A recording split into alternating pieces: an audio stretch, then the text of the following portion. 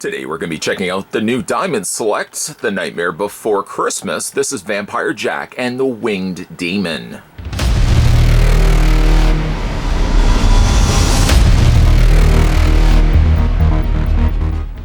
The Pumpkin King of Halloween, Jack Skellington, is the de facto leader of Halloween Town, advising the mayor and planning out each year's festivities well in advance. But while he's the master of all things spooky, he wants something more, and an unplanned trip to Christmas Town has him reconsidering his afterlife choices. This deluxe action figure of Vampire Jack and Winged Demon from Tim Burton's The Nightmare Before Christmas features multiple points of articulation and a piece of the Halloween Town gift-making table. Collect all 4 parts in Series 5 and 6.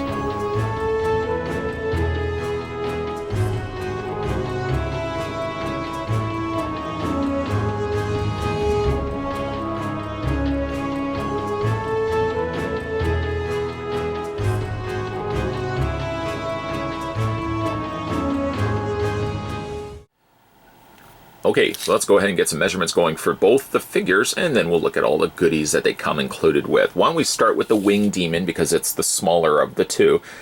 From the end of its wing, yes, I know it's on its stand right now, so we're going to measure just on its own. From the end of its wing to the top of its hair, you're looking at about 3 3/4 roughly. As for Vampire Jack, we'll start from the bottom of his feet, working our way to the top of his head. He's standing at around 8 3/4 of an inch tall.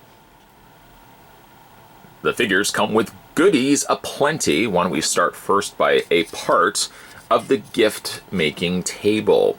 A little bit of assembly is required when you get it out of packaging. The table part is one piece, including the lights. Those are also attached. The only thing that you need to assemble is the bottom legs. Simply, this is one piece, this is one piece. You're just plugging those into the holes on the sides, and you've got yourself part of the 3-piece table set. Also included, you get yourself a little stairwell that can kind of lead its way up to the side of one of the tables. And for some strange reason, you get yourself some extra table legs, which I guess is supposed to connect to another piece. When you get the other tables, these are supposed to be plugged into place. They don't seem to serve much purpose, not that I can see at least. I thought initially that they would connect and add on to the existing legs. That's not necessarily the case.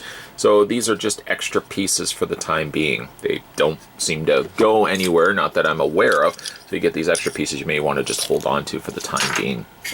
You also get yourself a lantern, a little lamp.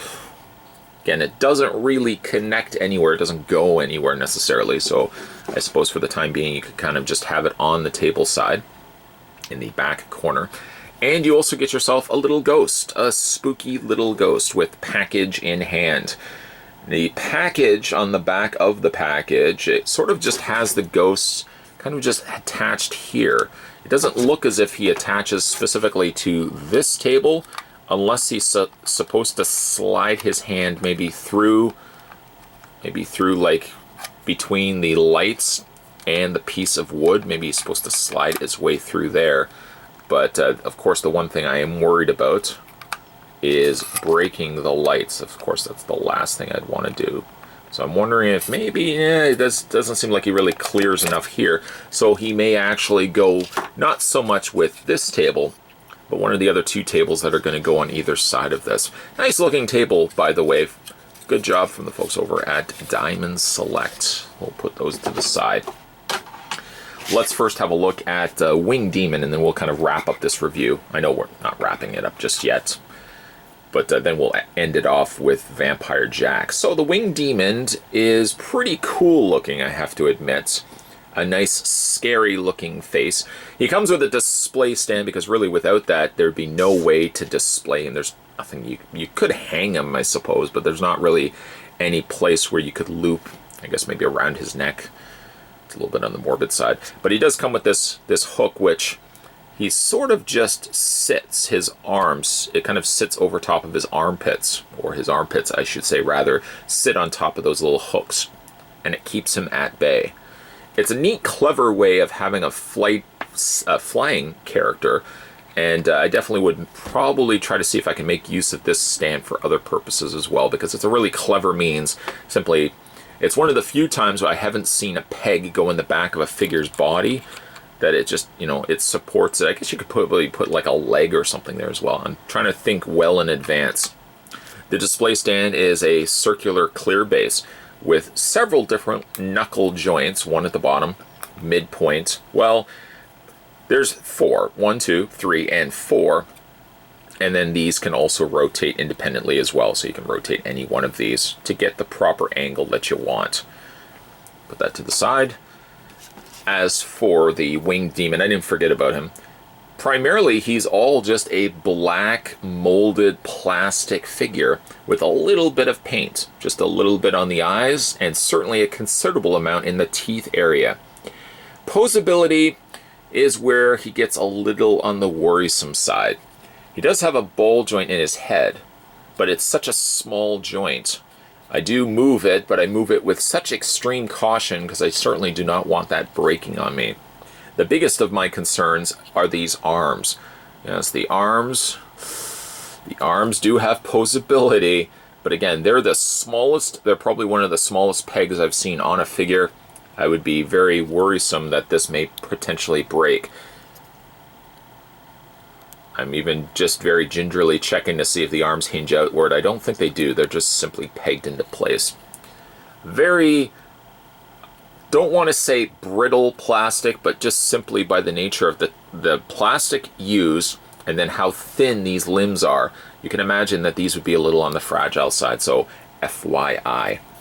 Other than that, and a few little specks of paint, a nice looking figure nonetheless. Nice accompanying piece. Diamond Select's really good at accompanying figures with smaller figures, figures that you simply couldn't package on their own, so of course they have to come included with a larger figure, so I always like these little bonus figures. Ah! Flying him away.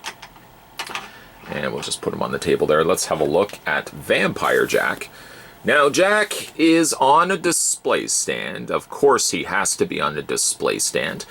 The stand simply just pegs into his back. I'll just take that off right like so. And it's basically the same similar thing as what the Winged Demon came with. A 4-knuckle adjustable neck, in this case now replaced with a peg rather than that little hook loop. And that again just kind of plugs into Jack's back. As for the figure itself, we'll obviously talk about not so much the elephant in the room, but what one would expect going into the market of picking up Nightmare Before Christmas figures. To no fault of Diamond Select, it can go without saying that the figures for Jack Skellington will be spindly and a little on the fragile side. But I mean, if you've collected these, you know exactly what you're getting into. I know that this figure is simply not going to stand on his own. I have to come to terms with that. He can't stand on his own, but that's exactly what the display stand is for. You can still get posability out of this guy, but again, you got to just be a little careful when you are moving things, because really, it's got these extremely small little joints. These little tiny, look how small those joints are. He's got them in the knees. He does technically have posability in the feet. Of course, he's got the same socket up at the torso waist area, and then he's got the same thing happening in his elbows and shoulders. What I do want to talk about is not necessarily the thinness and the sensitive nature of the joints, because again, you can't really work around this. This is exactly what you're going to be getting no matter what company is doing a Jack Skellington figure. It's just by nature that the figure is going to be he is really one of the worst characters to produce a figure for you. It's just impossible to make a good, stable Jack Skellington. And again, to the credit of Diamond Select, they've always done good jobs on him. But again, you gotta expect that being a spindly figure like this, you're not gonna be going overly crazy with him. What I do want to talk about, though, is his face. And also, in addition to his face, the paint. It's one of certainly the brightest looking Jack Skellington faces. And I don't mean that on an intellect level, but certainly he's certainly a fairly smart character. I know he's a little clueless at times, but from a paint standpoint, this is definitely one of the brightest Jack Skellingtons. They've used certainly white to their benefit, and you've got this chalk white presentation of Jack Skellington's face. And I really think the ideal face sculpt. It's one of my favorite Jack's faces, I would say. What you also get inherited for this particular figure of course, because he is the Vampire Jack, is you've got the long cape. Doesn't really fray or doesn't really have any real shape to it. It's basically just a very straight cape. And then, of course, you've got the collar and some additional details there with the bat bow tie there. Paint on him is pretty good. There gets a little areas here where it gets a little on the messy side, but other than that, a really nice, clean presentation for Jack Skellington. I love these hands. Let me just talk about that for a second. The hands, though a little on the thin side, not something that you would ever have him holding an object or an accessory with. The hands are exceptionally done well for a sculpt and paint. Look at those. Check out those appendages, those little tiny fingers. Again, the face and hands are very brightly presented here. A nice black, also jet black, against the backdrop here of the purple interior of the cloak. Posability on this guy, even though we've technically already run through it, his head rotates all the way around. A hinge up and down to some extent. You can also rotate the head to some extent. Arms hinge out. You do have to be very careful moving the arms forward. They do have the posability option, but because that joint is so small, let me just break that down for you. The joint is so small, it does technically have the means to swivel back and forth, but you're a very strong individual. Yes, you are. No, you are. Don't sell yourself short. You're a very strong individual. If you are moving such a small joint on your own, you might want to do that with very slow caution. The arms hinge outward a little bit on the easier side, and then you've got the hinge in the elbow.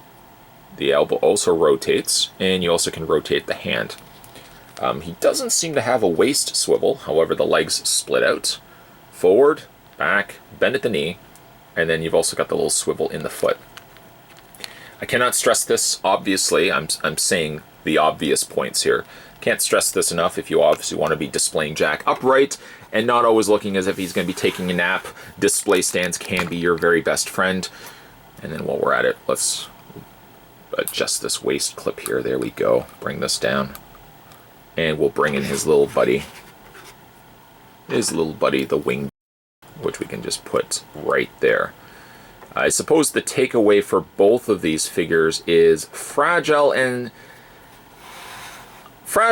thin limbs. It goes without saying that if you're going to be picking up the Jack Skellington, you pretty much are expecting that to happen. I wouldn't be moving the limbs too much on the Winged Demon, but aesthetically, the way that they look fantastic. Both the Vampire Jack and Winged Demon are examples of figures that look better as showpieces than something that you want to pick up and play. They're definitely not something you should consider action figures, nor I think they should be something that you would want to be giving a younger kid to pick up and play with, because guaranteed, either one of these will be broken in no time flat. And that may seem hypocritical then for a company like Diamond Select to release action figures, and they'd be figures that you really can't do too much with, or you have to be very sensitive with.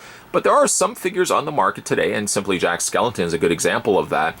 He's a character just by his nature of the way his body looks. It's difficult to make him into a plastic figure. Diamond Select are successful at doing so, but it can come with a little bit of caution. You can pose the figure as much as you want, but you have to be sensitive at doing so. You can't just simply pick up the figure and manhandle it, because guaranteed a figure like Jack Skellington is going to break easy. Does it mean necessarily that he's built badly? Absolutely not. Again, it's just by the nature of the way that the character is designed that making figures based on him is really difficult. Diamond Select so far I find are being very successful at doing that. But these kinds of the figures that we've been looking at on this channel, again, I can't stress enough, are figures that you want to be showing and appreciating by their sculpt, and not necessarily something that you're going to want to get into some crazy poses. Either way, if you're looking to pick up either one of these or this set as a whole, the Vampire Jack and Winged Demon is currently available at your local comic book store if you wish to pick it up for yourself. Today we were having a look at The Nightmare Before Christmas from the folks over at Diamond Select. This was the Vampire Jack and Winged Demon box set. We're going to be also having a look at the Wolfman and Melting Man, as well as the Easter Bunny and Igor sets in the next couple of videos, so stay tuned for that. If you haven't had a chance to, by the way, hit that little subscribe button down below, make sure you do so. If you also want to go back and have a look at the other Diamond Select Nightmare Before Christmas figure reviews that I've done, there's a playlist on this channel, Bingo Bango, that will give you everything that you need to get yourself going in the fix of Nightmare Before Christmas reviews. Also, make sure you head over to the main page when you finish this video. Scroll down, see if there's anything that you may have missed along the way, because guaranteed there's probably a video that you haven't seen yet, and you'll be able to find that on the main page. As always, guys, thanks for watching as you always do. I'll see you next time.